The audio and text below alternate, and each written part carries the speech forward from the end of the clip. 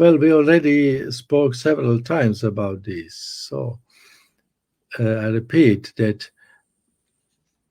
the Society of Pius X has with Rome and had continuous contacts, and especially Pope Francis tried to that they will receive more faculties, and so he granted the general faculty to all priests of the society to confess. This is already a very important step. So he granted them, as we call the faculty, a kind of jurisdiction, because the faculty to hear confession is a kind of jurisdiction. So you have, and therefore these priests have the ecclesiastical jurisdiction in this part of the confession, and then also granted the possibility to have the jurisdiction to assist canonically matrimony, marriages, and together with the assistance, canonical assistance to marriage, to celebrate the nuptial mass. So the Pope also granted them to celebrate illicitly, not only validly, the Holy Mass in the context of the wedding, which they assist. So we see they are partly already in some way recognized or given church faculties, and therefore it's a special situation. And there had been answers in the past from the Pontifical Commission Ecclesia Dei, where was also one of the answers that Catholics can fulfill their Sunday obligation,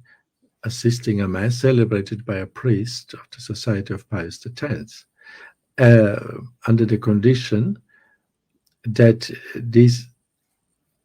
celebration of this priest is not formally rejecting the unity of the Pope. So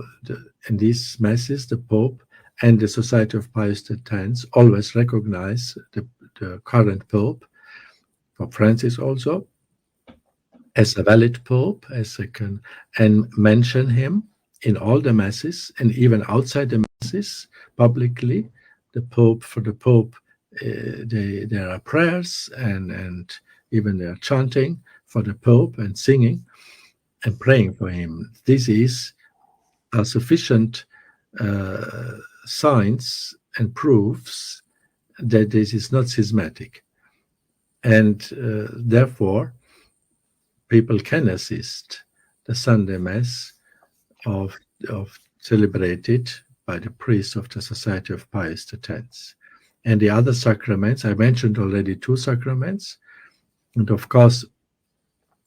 the extreme unction anointing of sick even is granted by the Code of Canon Law very largely to priests, even priest who has some sanctions canonical, who is not a member of the Society of Pius X. Any priest with canonical sanctions suspended or excommunicated can, in a serious danger of life, to impart the sacrament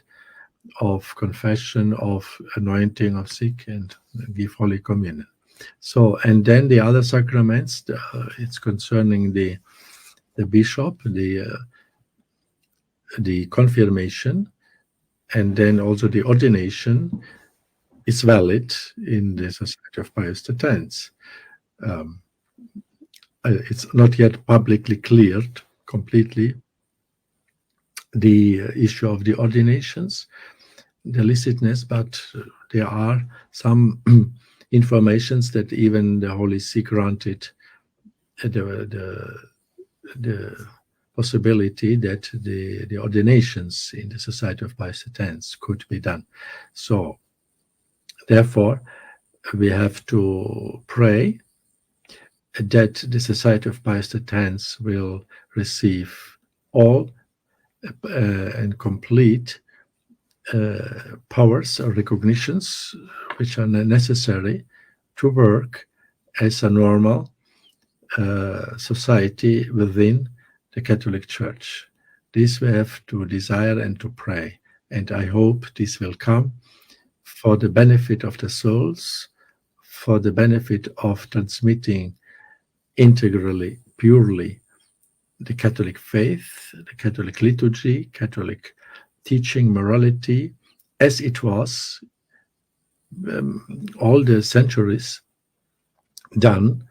until the Council. So, and therefore the Society of Pius X is doing nothing else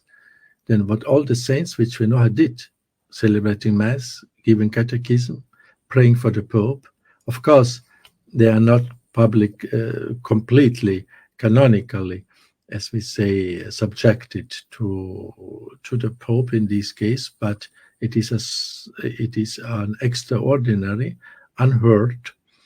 crisis of the Church, an emergency situation, and therefore it is a special situation and only a temporary phenomenon, this lack of full faculties of the Society of Pius X, which I repeat and I hope they will receive again.